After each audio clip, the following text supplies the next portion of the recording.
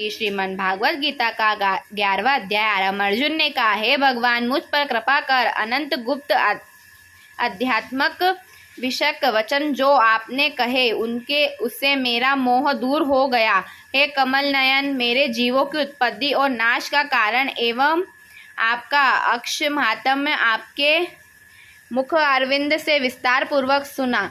हे पुरुषोत्तम, हे परमेश्वर, आपने जैसा अपने रूप का वर्णन किया वह आपका रूप देखने की मेरी इच्छा है। योगेश्वर, हे मधुसूदन, आप यदि मुझे उसके देखने योग्य समझते तो आप अपना वह अव्य रूप मुझे दिखाइए। भगवान जी ने कहा, हे पार्थ, नाना प्रकार के, नाना वर्ण और नाना आकारों के मेरे शत शत अस्त्र शस्त्र दिव्य रूप को देखो। हे भरत, तुम वसु, रुद्र, अश्विनी कुमार, मरुदगण और जो पहले कभी ना देखे थे ऐसे मेरे आश्चर्यमय रूप देखो। गुणाकेश व चराचर सहित यह चरित्र देखो तथा और कुछ जो देखना चाहो तुम यहाँ मेरी देह में देख लो, परंतु इन नेत्रों से मुझे नहीं देख सकोगे, इसलिए मैं तुमको द्वितीय नेत्र देता हूँ, उनसे मेरा विराट रूप देखो। संजय ने धृतराज से कहा, हे राजन, इस प्रकार श्री कृष्ण चंद्र ने अर्जुन से कहा और उसको द्वितीय दृष्टि देकर अपना अलौकिक रूप दिखाया। उस विश्व रूप के अनेक सुख तथा अनेक नेत्र थे, उसमें अनेक अद्भुत द्वितीय थे और उसमें अनेक सुंदर सुंदर आभूषण तथा द्वितीय आयुधों से सुसज्जित थे। देह पर द्वितीय पुष्प, द्वितीय वस्त्र थे, द्वितीय गंध देह पर लगे थे। उस समस्त आश्चर्य युक्त अनंत देव के सब और मुख दिखाई देते थे। आकाश में यदि हजारों सूर्यों की प्रभा एक साथ ही हो तो भी उस महात्म्य की प्रभा की समानता ना कर सकेगी। उस समय अर्जुन ने देवादिदेव के शरीर में अनेक प्रकार से विमल इस समस्त जगत को एकचित्र देखा।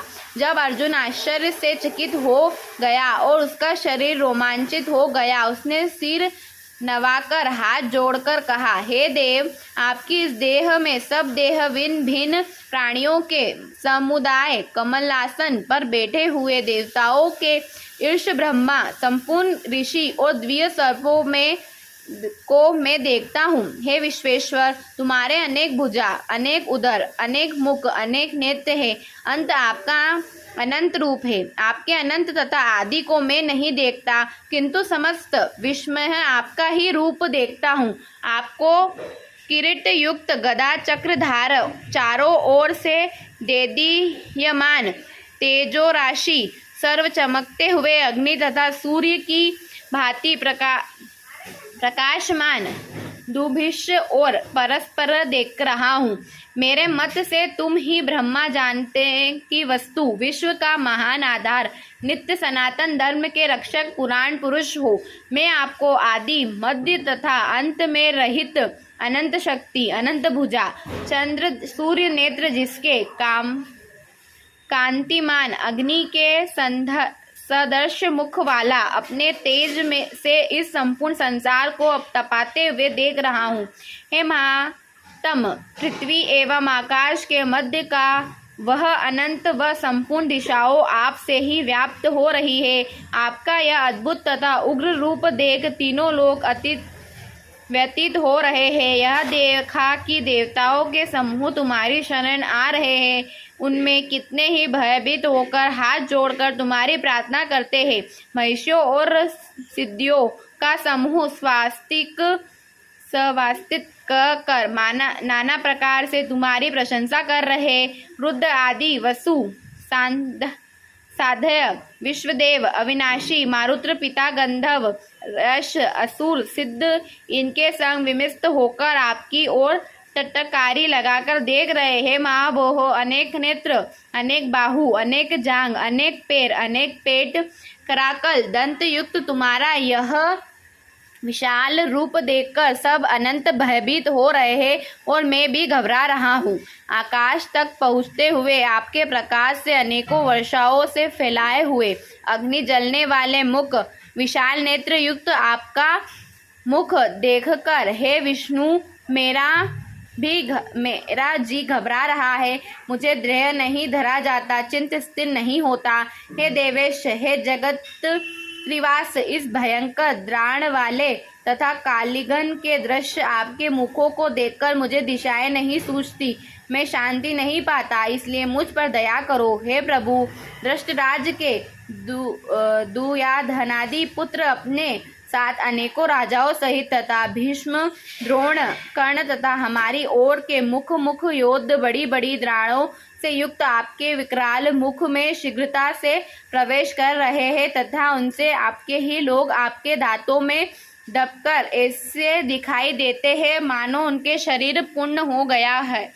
ऐसे नदियों की अनेक धाराएं सब समुद्र की है और बहती है, वैसे ही मनुष्य लोग में वीर आपके प्रज्वलित मुखों में प्रवेश कर रहे हैं। जैसे अग्नि में पतंगे गिरते हैं, वैसे ही लोग अपने नाश के लिए आपके मुख में बड़ी तेजी से प्रवेश कर रहे हैं।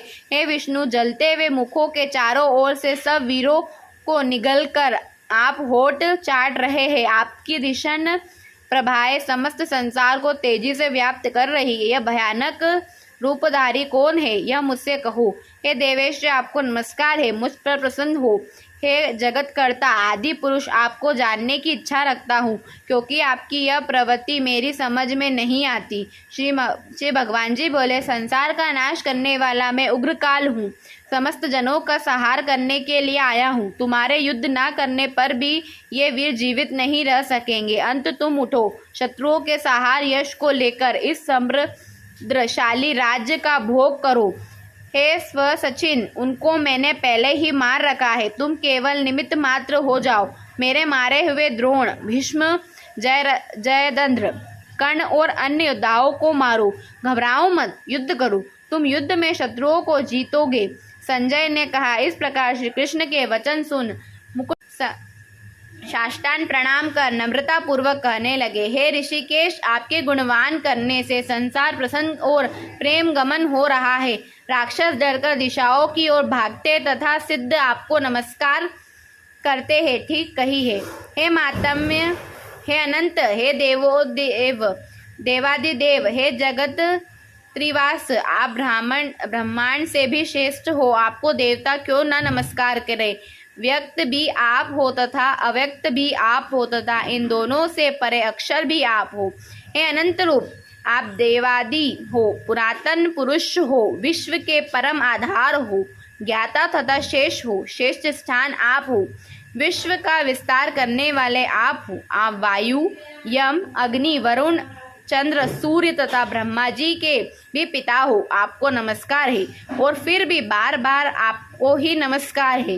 हे सर्वरूपी, आप अनंत विग्रहवान तथा अतुल पराक्रमी हो, आप जगत में व्याप्त हो, इसलिए सर्वरूपी हो। आपकी महिमा को न जानकर मैंने आपको अपना मित्र मानकर हे कृष्ण, हे सखा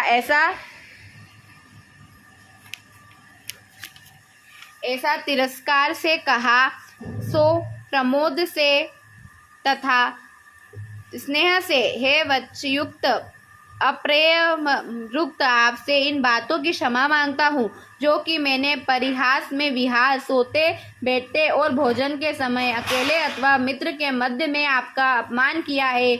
आप इस स्थान जंगल रूप लोक के पिता, पूज्य और महान गुरु हो, त्रिलोकी में भी आपके सम्मान कोई नहीं। आपसे अधिक अतुल प्रभाव कहाँ से होगा, इसलिए स्तुत्य ईर्ष और सिर झुकाकर प्रणाम करके यही प्रार्थना करता हूँ कि मुझ पर कृपा करो। हे देव, जैसे पिता पुत्र के, मित्र के तथा पति पत्नी के अपराध को क्षमा करते हैं, वैसे ही तुम मेरे अपराधों को क्षमा करो। हे देव, जो पहले कभी नहीं देखा ऐसा आपका रूप देखकर मैं प्रसन्न हूँ, परंतु भय से मेरा मन व्याकुल है, इसलिए वही पहला रूप मुझे दिखाओ तथा हे देवेश, हे जगत त्रिवास, आप प्रसन्न हो जाओ। हे शस्त्र बाहु विश्वमूर्ति, मैं फिर आपको वही विराट गदा और हाथ में चक्र धारण किए हुए देखना चाहता हूँ। श्री कृष्ण भगवान ने कहा, हे अर्जुन, मैंने प्रसन्न होकर यह तेजोमय अनंत आग्र विश्व रूप अपने योग के प्रभाव से तुमको दिखलाया है। तुझको तुम्हारे अतिरिक्त इसके पहले किसी ने नहीं देखा था। हे पांडव में श्रेष्ठ, मनुष्य लोक में तुम्हारे सिवा कोई वेदों का अध्ययन, दान, अग्नि होम आदि और घर ताप करके भी यह रूप धारण किए तुझको नहीं देख सकता।